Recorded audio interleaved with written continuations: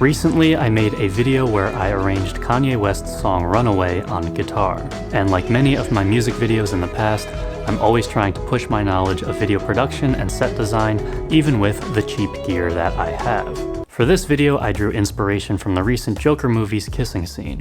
But since this scene is a close-up shot, I wanted to see what I could do to interpret it into a wide shot. And this is the final result that I was able to get.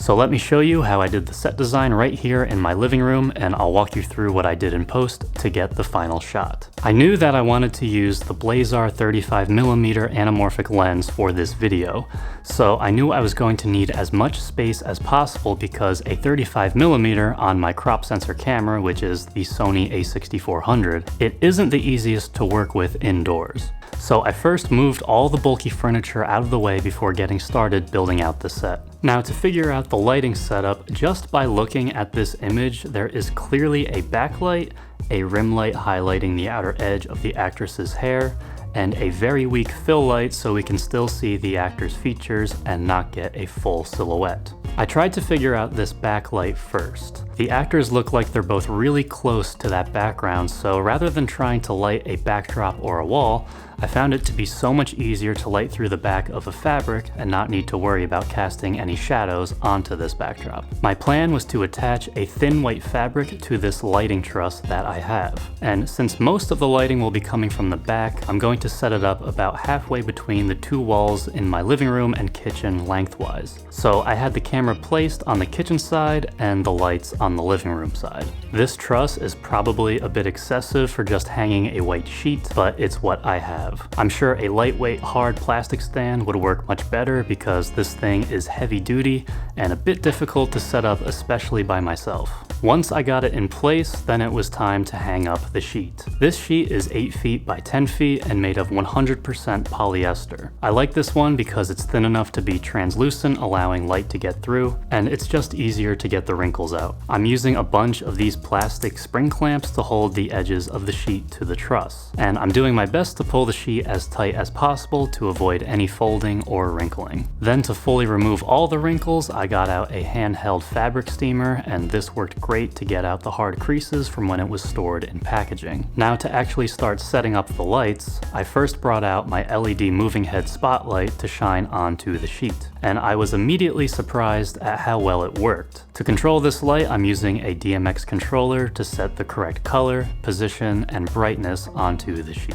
In the Joker scene, it looks like there is a gradient between the yellow light behind the actors and the orange and red edges. So I brought out 4 of these PAR cans and aimed them around the outer edge of the yellow spot on the backdrop. I wasn't really sure how to make this gradient effect, but I actually didn't really mind the hard outer edge of the spot. At this point, the backdrop lighting was now done. Now, to figure out the rim light, I used a 60-watt LED continuous light with a yellow gel pointing downwards. I thought I might be able to get the light over the truss on its stand, but that wasn't working out. So I brought it around to the front, and I actually liked this result better. Then the last thing to do was add in the fill light, which was just this simple standing book light set to a daylight color temperature on a very low power setting to not wash out any of the backdrop or cast a shadow onto it. So there's this LED moving head set to a yellow color with a spotlight onto the back of the white backdrop.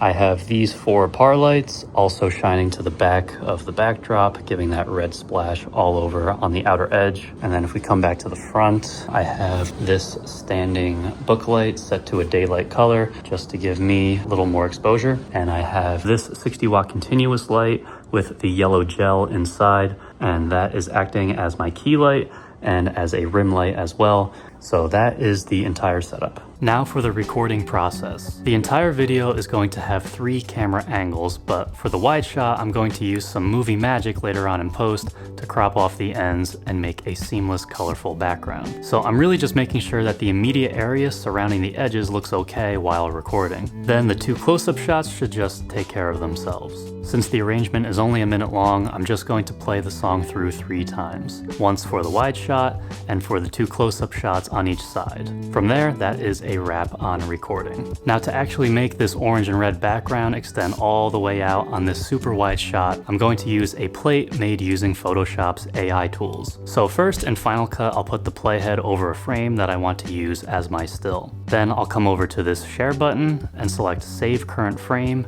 and save it as a Photoshop file. Then I'll come over to Photoshop, crop out the left and right sides of the image, and click Generate Fill over the selection. I'll type in orange and red or orange and black gradient and take the best result that it prints out. I'll save that image and bring it back into Final Cut to put underneath the clip that I'm playing on. I'll use a draw mask to cut out the video clip of me playing, feather the edges, add some color correction, and here is the final shot. Going back to the Joker example, here is where the inspiration started, and here is what I ended up with.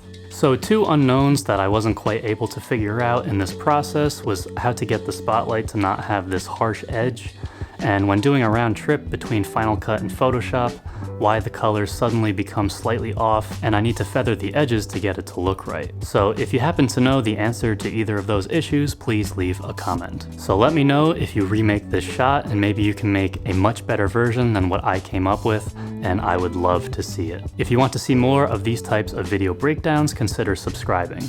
Until then, I'll leave you with the final video.